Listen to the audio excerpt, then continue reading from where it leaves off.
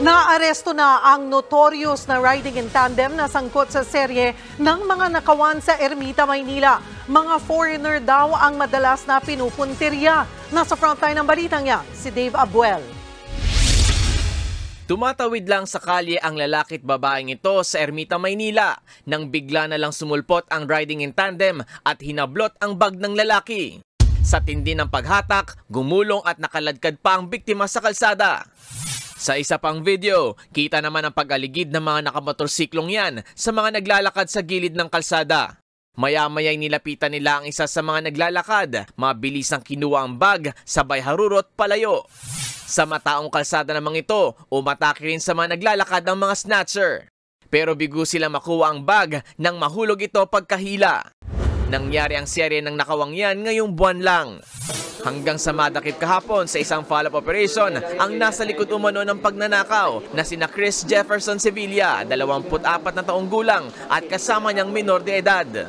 Binantayan na namin sila ng ibang nakasibilyan, halo na. Tinrabaho na namin to. Then na-corner namin sila nung natabihan na sila, tinabihan na sila ng operatiba natin. Mida nakita na yung baril nila na hawak sa lap ng isa, naka-ready. Yun na sila, nagkaroon na tayo ng pagkakataon para arestuhin sila.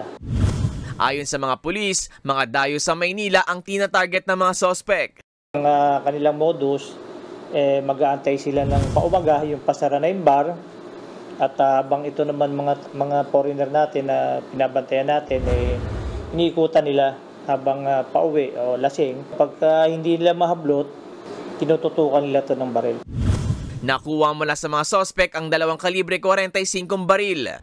Pag-amin ng sospek, 2 buwan na nilang ginagawa ang pagnanakaw mula nang malugi ang kanyang online business. Nakulangan po ako sa kita kaya po kumapit po sa banggawain. Sa mga nabiktima namin, humihingi po kami ng pasensya. Tinutugisan ng mga pulis ang iba pang kasabwat ni Sevilla. Maharap sila sa mga reklamong robbery at paglabag sa Comprehensive Firearms and Ammunition Regulation Act. Dadalhin naman sa DSWD ang kasabwat na minor de edad. Nagbabalita mula sa frontline, Dave Abuel, News 5. Mga kapatid, Julius Babaw po. Iba na ang may alam at may pakialam sa panahon ngayon. Huwag maging huli at maging una sa lahat sa balitaan. Mag-subscribe at mag-follow sa social media pages ng News 5.